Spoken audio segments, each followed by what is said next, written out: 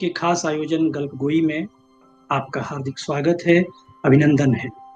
आज एक बार फिर गल्पगोई में कहानी पाठ के लिए आई हैं कविता।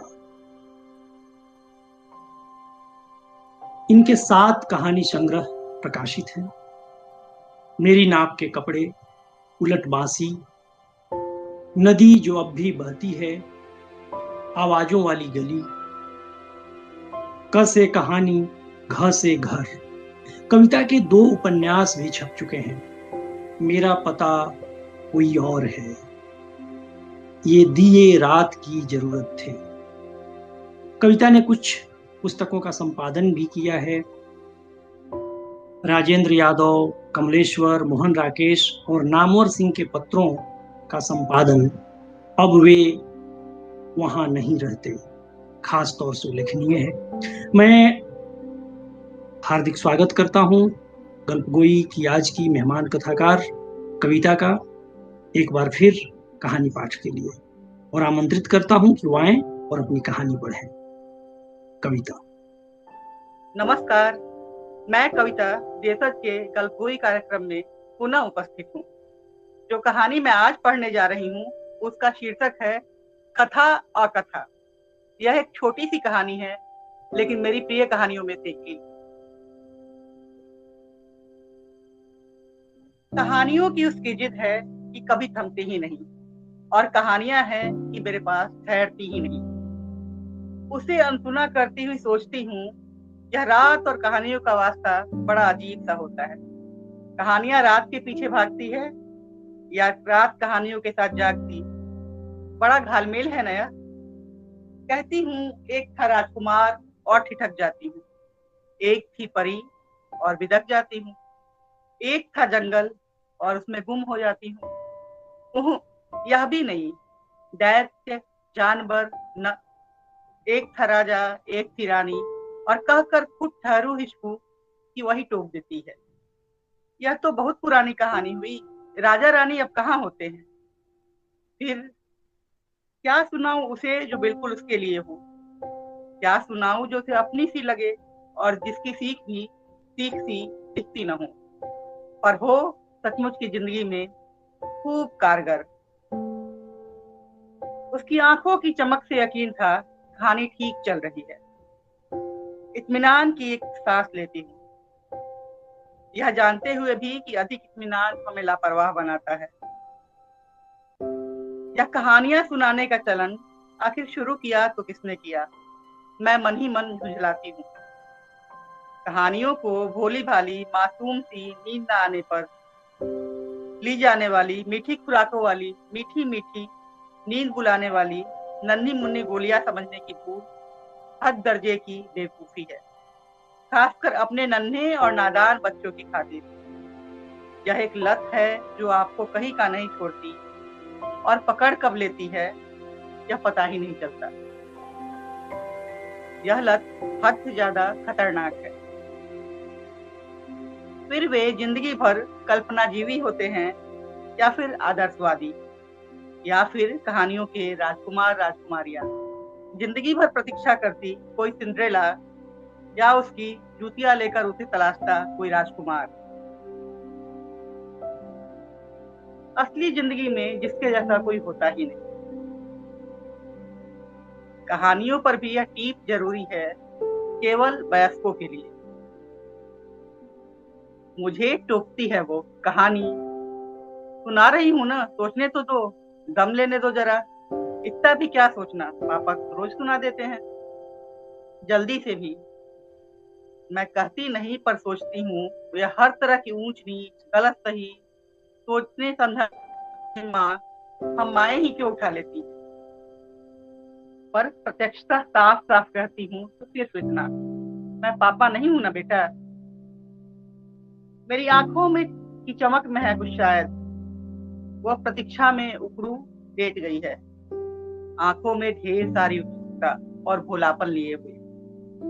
अब असमंजस का वक्त बिल्कुल नहीं रह गया है, चुनने का भी नहीं, सोचने का तो बिल्कुल भी नहीं। जो कुछ भी हो मन में बस कह देना है वही, बगैर कुछ सोचे समझे। एक आड़ ढूंढना चाहती हूँ मैं, एक खोल तलाशना चाहती हूँ कि भीतर का कुछ भी जमा बाहर ना आए। इस कहानी में तो बिल्कुल भी नहीं किसी घुसपैठिए था कि मैं इतनी सी भी न दिखूं इस कहानी में कहीं। कहती हूँ, एक चिड़ा था, एक चिड़ी, मतलब मेल और फीमेल चिड़िया। उसकी आंखों की चमक थोड़ा और इतराती है। मुझे चिड़िया बहुत पसंद है, मुझे भी। दोनों बहुत प्यार से साथ साथ रहते थे। मन में न जाने क्या उठता है, पूछती हूँ उससे, मैं चिड़िया बन जाऊं, उसकी सारी बातें मैं कहूँ, मजा आएगा तुम्हें। किसी अप्रथा में उसकी बड़ी बड़ी अखियां मुस्कुरा पड़ती हैं। मैं उसकी मुस्कुराहट को हामी समझ लेती हूँ। और नहीं आया तो आप तो जानती है ना, माँ को कहानी कहने नहीं आता, बिल्कुल भी नहीं। फिर भी चलेगा, माँ ही तो कहती है ना कि कोशिश जरूर करती रहनी चाहिए, हिम्मत हार जाना बुरी बात है। मैं मुस्कुरा देती। हम लगातार उड़ते रहे और पहुंच ही गए थे बादलों के देश। तिनका दुनका घर द्वार सब पीछे छोड़े, सब कहीं बहुत नीचे। चिड़े ने चिड़ी से उफ, मतलब मुझसे कहा, हम बादलों के देश चलते हैं, इंद्रधनुष के सतरंगे गांव। उतना ऊपर, वह घबराई थी शायद। हाँ बेटू, उतना ही ऊपर, कहती हूँ और डर जाती हूँ। मैं नन्ही सी बच्ची के मन में भय और आशंकाएं तो नहीं रोक रही, पर कहानी मेरे हाथों से फिसल चुकी है। अब किया भी क्या जा सकता है, मैं बस कहानी के बिखरे सूत्र समेट सकती हूँ। बस इतनी सी भूमिका है मेरी। कहती हूँ, मेरे कमजोर पंख थरथराए थे और कहते हुए अपने हाथों को हारे हुए डैनों में तब्दील करती हूँ। आंखों में डर और भय भरती हूँ। फिर क्या, उसके साथ होने के हौसले ने मेरे कमजोर परों में भी ताकत भर दी थी। हम लगातार उड़ते रहे और पहुंच ही गए थे बादलों के देश। तिनका दुनका घर द्वार सब पीछे छोड़े, साथी संगी सब कहीं बहुत नीचे। रोशनी और बादलों के लुकाछिपी में हम हमजोली होते हैं। सूरज की सुनहरी रोशन किरणों से जिंदगी जगमगा उठी थी हमारी। घोंसला भी बनाया तो सबसे ऊंचे पेड़ की सबसे ऊंची डाल पर। धूप रोशनी हवा जैसे सब वहां हमारे लिए ही हूँ, अपने सुंदरतम रूप में, खूब स्वच्छ और उज्जवल।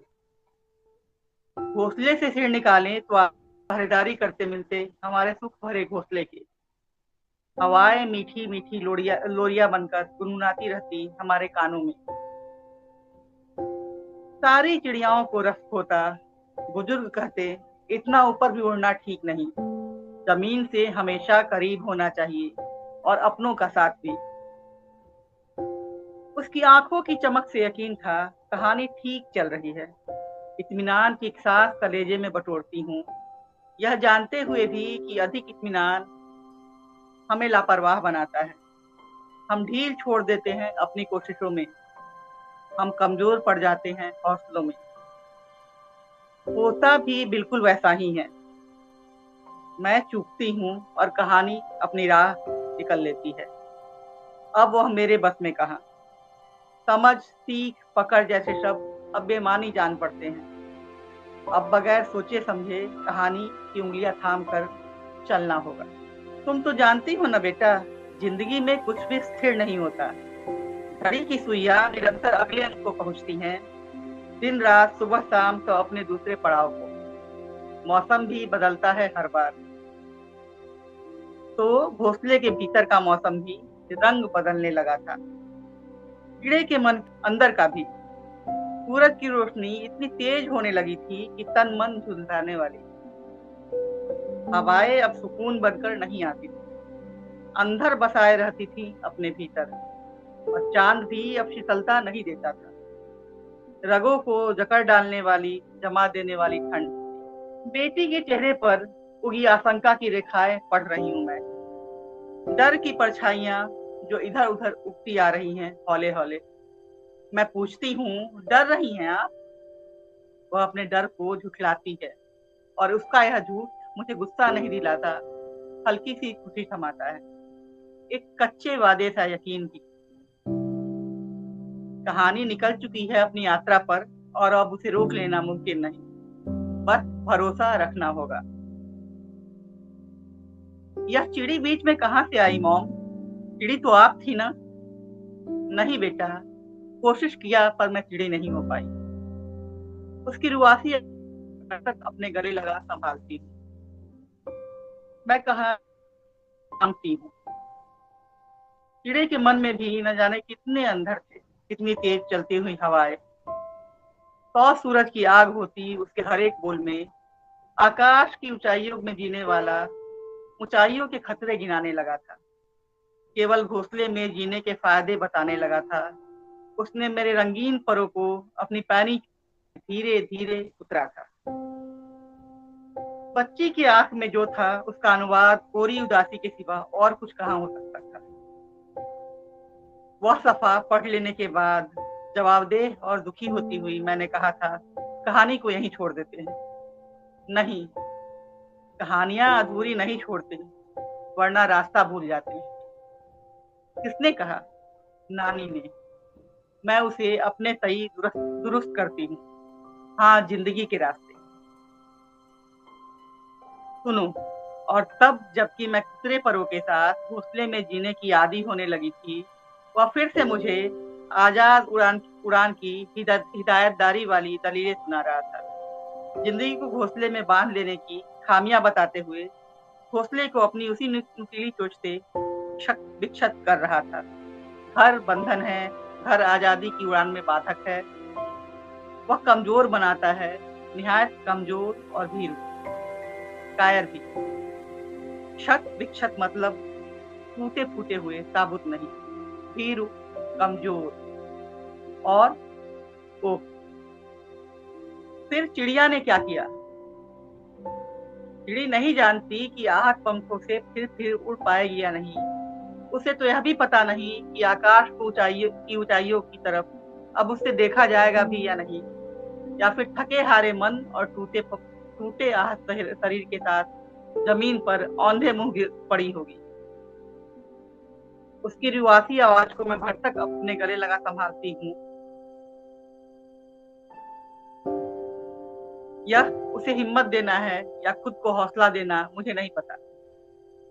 चिड़ी इतनी वीक क्यों है? क्या उसके पास मेरी मम्मा जैसी माँ नहीं? मैं हंस देती हूँ। शायद नहीं, पर उसके पास एक बिटिया है, बिल्कुल माँ जैसी।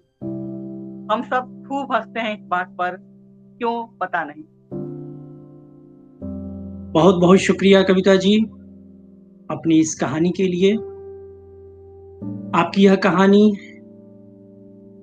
फॉर्म के स्तर पर भी, रूप के स्तर पर भी एक नए ढंग का प्रयोग लेकर उपस्थित है। कहानी का कथ्य भी बहुत कुछ कहता है, इसमें भी आपने प्रयोग किए हैं। मुझे पूरी उम्मीद है कि देशज के दर्शक और श्रोता कहानी के इस प्रयोग को पहचानेंगे और सराहेंगे। बहुत बहुत शुक्रिया, बहुत आभार। देशज के आप सभी सुधी श्रोताओं, दर्शकों से आग्रह है कि आपको हमारा प्रयास पसंद आए तो इस चैनल को सब्सक्राइब कीजिए और वीडियो को लाइक और शेयर कीजिए। वीडियोज पर आपकी प्रतिक्रिया का हमें इंतजार रहेगा। आप अपने सुझाव और परामर्श भी हमें लिखकर भेज सकते हैं कमेंट बॉक्स के जरिए। आपके इस सहयोग और समर्थन से देशज आगे बढ़ेगा। बहुत शुक्रिया, बहुत आभार।